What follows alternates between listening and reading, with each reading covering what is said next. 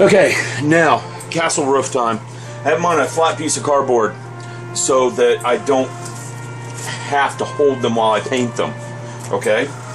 Now, let me explain why I added the dark black paint to this. These are tiled roofs. Okay? And a tiled roof will have variation in color because the tiles will collect dirt. So by putting down a dark base color, I may come back later and highlight with a lighter color to give a feeling of depth to these tiles. So that's why I'm doing that. I'm also using my strokes the direction of the tiles with the airbrush.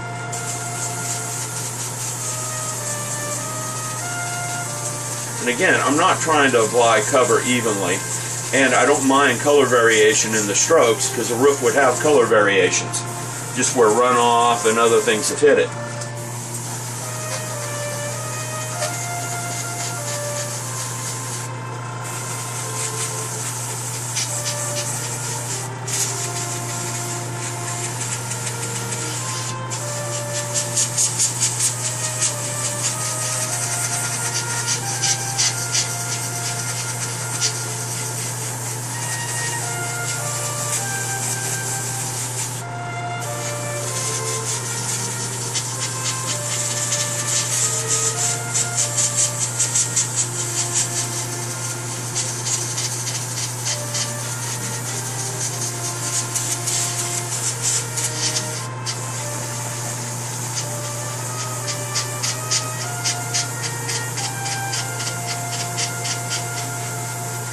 Alright, first pass is done. Now I'm going to go back over the parts that I started with. That allows that pass to dry somewhat before I hit it again.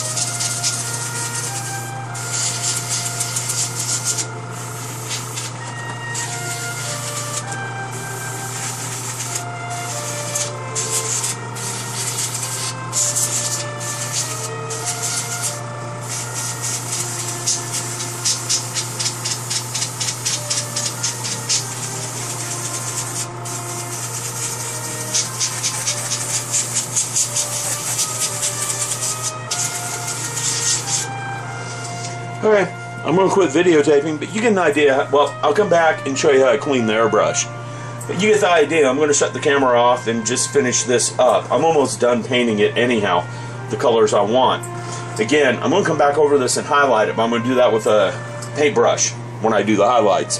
And I'm going to use that original color of gray so that you'll be able to see the tonal variety in the tiles much clearer. But anyhow, be back in a bit. Okay, I'm satisfied with the results now. There's some gradual shading here and there. You can see where I did the airbrush strokes, but that's fine. I want that because weather would produce patterns like that on a roof. There'd be runoff marks and things like that. So I'm perfectly fine with how that's coming out.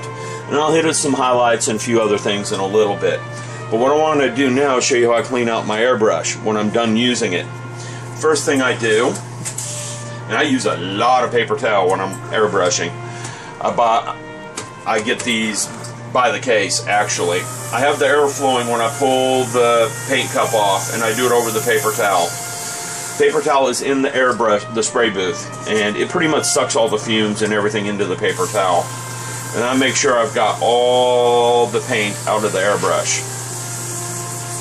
Okay? I'm going to let that sit for a second while I go clean out this fill tube. Alright, because I'm going to use a big old bottle of alcohol on the airbrush. So I want to make sure that I've got this capped, this paint capped, and set aside for a little bit. So I'm putting a cap on it, because I might decide I don't like that and come back and hit it again in the morning. Alright, so I'll be back once I get that cleaned up. Okay, got the paint cleaned out of my feed tube. I've got a bottle here of nothing but alcohol. It's the same bottle I used earlier. Okay? And I'm going to plug the bottle of alcohol into this. I've got to get the paint out of the inside the airbrush, and that's what this is for. And using the paper towel is helpful because you can see I still have paint in the airbrush. And I'm going to run that until it's clear. Okay? Now, some of you guys have fancy airbrush cleaners. I don't. I use the spray booth. This thing sucks more than enough air. I don't smell any of these fumes. Sometimes I do that to make sure it backfeeds. By backfeeding, you can see how I'm getting paint into the thinner now. Alright? You can see how it's bubbling? That blows paint out of areas that I couldn't get to by just running this through. It back flushes the brush, so to speak. Okay? It looks like I got it pretty cleaned up. I'm not seeing any more paint coming out of this. It's spraying pretty much clear fluid. So, I'm going to disconnect the jar. What I do next is I get my color cup. I know some of you think I should just get used to that. I'm not yet. I got my color cup here. And what I'm going to use next is Creatix Airbrush Cleaner. Fill the color cup with it. And I spray that through. Now, the reason for this is airbrush cleaner. It'll have some solvents in it, like alcohol, to help clean out the remaining paint. But it also has a detergent, which really helps clean out the paint. Okay? And it has lubricants for the O-rings in the airbrush, which help keep everything functioning properly. You know, that's what I've been told. I will say one thing. Since I've started doing this and using the airbrush cleaner, I've had less teardowns on the airbrush to get at all the corroded and paint that sticks in places you never think it's going to stick in. I also keep the cap on there. And the airbrush hangs on the side of my spray booth on a clip. But I've had a lot less teardown since I've started using the airbrush cleaner. It doesn't cost that much. Well, yeah, it does, because that bottle's about $6. So it is a little on the pricey side. But one thing about it, though, is less maintenance on the airbrush, more time to paint. So I'm happy with that idea. But there you go. There was a painting video. I know one or two of you have been asking for it, so I did it. I'm going to go back and start hand painting some castle roofs.